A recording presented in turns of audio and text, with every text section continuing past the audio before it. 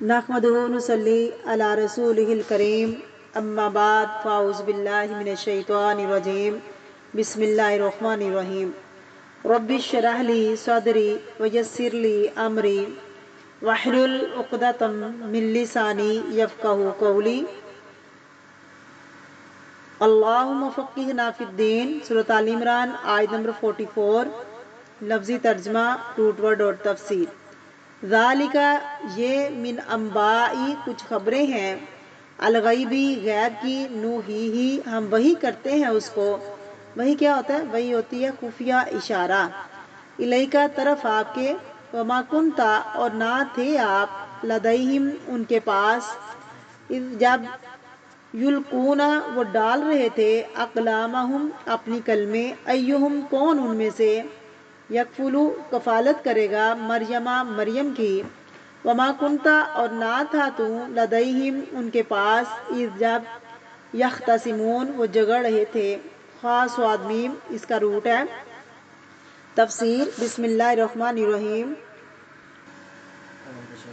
ذالکہ من انباء الغیب یہ غیب کی خبروں میں سے ہے۔ کیا کہ زکریا علیہ السلام کا واقعہ اور مریم علیہ السلام کا واقعہ حضور صلی اللہ علیہ وسلم کو بچپن سے نہیں معلوم تھا۔ نوحیہ الیک ہم وحی کرتے ہیں اس کو آپ کی طرف۔ کس کو؟ ان واقعات کی طرف وحی کہتے ہیں کہ خفیہ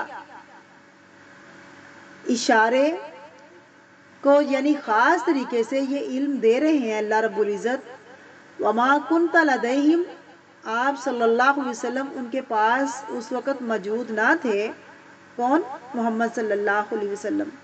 کن کے پاس؟ بنی اسرائیل کے اس گروہ کے پاس۔ جب یلقون اقلامہم جب وہ اپنی کلمے ڈال رہے تھے، کس کے لیے؟ قرآن اندازی کے لیے۔ اقلام سے مراد بعض لوگوں نے تیر اندازی مراد لی ہے، قلم سے مراد قلم ہی ہوتا ہے، اور بعض نے کہا کہ نہر اردن میں ڈال رہے تھے، تو قرآن پاک میں تو نہیں لکھا کہ وہ کسی نہر میں ڈال رہے تھے، جتنا اللہ نے کہہ دیا بس اتنا ٹھیک ہے۔ اور قلم نہر میں جا کے کیوں پھینکتے ہیں؟ قرآن اندازی کرنے کے لیے۔ نہر کے بغیر بھی قرآن اندازی ہو سکتی ہے۔ ایہم یکفل مریم ان میں سے مریم کی کفالت کون کرے گا؟ کیونکہ جھگڑا ہو گیا تھا نا، پہلے تو کوئی لینے کو تیار نہیں تھا، پھر جب ویلیو پتہ چلی اس بچی کی، یعنی ایک عالم تھے ان کی بچی تھی یہ، تو ہر کوئی کہنے لگا کہ میں اس کی کفالت کروں گا، میں اس کی ذمہ داری نبھاؤں گا۔ وما کنت لدیہم آپ ان کے پاس نہ تھے، اذ یختصمون جب وہ جھگڑا کر رہے تھے، جس وقت وہ آپس کے اندر جھگڑ رہے تھے۔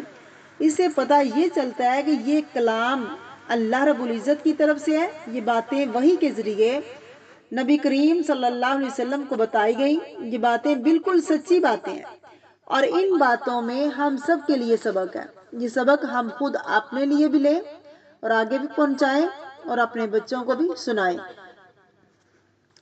کیونکہ اللہ رب العزت نے ان کو چنا ہوا تھا، وہ ایک چنی ہوئی عورت تھی۔